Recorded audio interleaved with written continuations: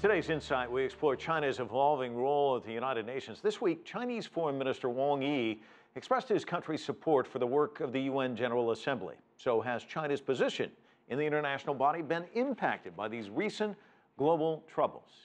CCTV's Nathan King is doing double duty for us. He's joining us live again from the United Nations. Nathan.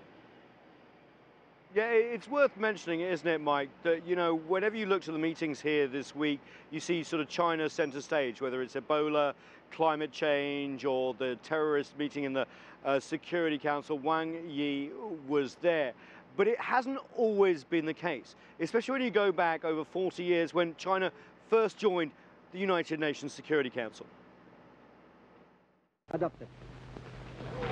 When China became a permanent member of the Security Council back in 1971, the United Nations was largely focused on the Cold War. At the time, China took a back seat in council deliberations. But fast forward to 2014 and the global threat of terrorism. Conflict in the Middle East draws terrorists and extremists into the region from all over the world, like a magnet. And then there's concern about the spread of the Ebola virus. As we speak, the fight against the epidemic remains fierce, far beyond the capability of any individual countries suffering from the disease.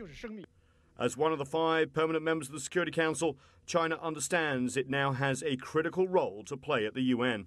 Take China's involvement in peacekeeping, for example. Before the year 2000, it had no peacekeepers deployed. China now has nearly 2,200 participating, and it's the largest contributor of troops among the permanent members of the Security Council.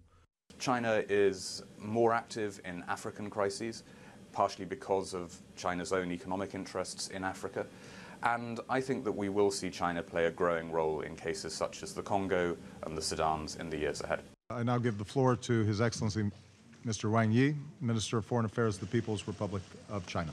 China wants its voice heard beyond issues close to home. Well, the Chinese have used the veto almost exclusively for Taiwan-related issues. And it was kind of a narrow band of issues, and you could predict where they'd come out. Analysts say the Syrian civil war is different. Beijing has worried about Western intervention. Earlier this year, Russia and China vetoed a draft resolution calling for the Syrian crisis to be referred to the International Criminal Court.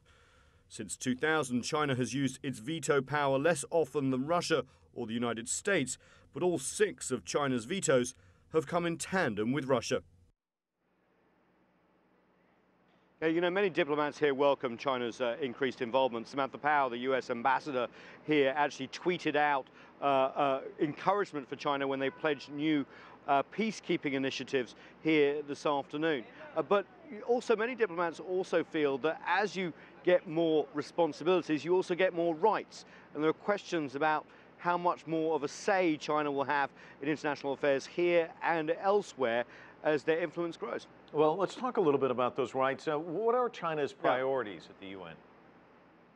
Yeah, they actually issued a document from Beijing talking about sovereignty. Obviously, that talks about Syria, peacekeeping, international norms. So they actually now have a real agenda that they're working from that people can look at. But it's obvious that as China's economic interests grow, especially in Africa and increasingly in the Middle East, that they will be part of the conversation and have something to add, rather than the more sitting back attitude that we saw at the very beginning of their tenure at this, as permanent members of the Security Council. 1971, a long way away. Nathan, thanks so much.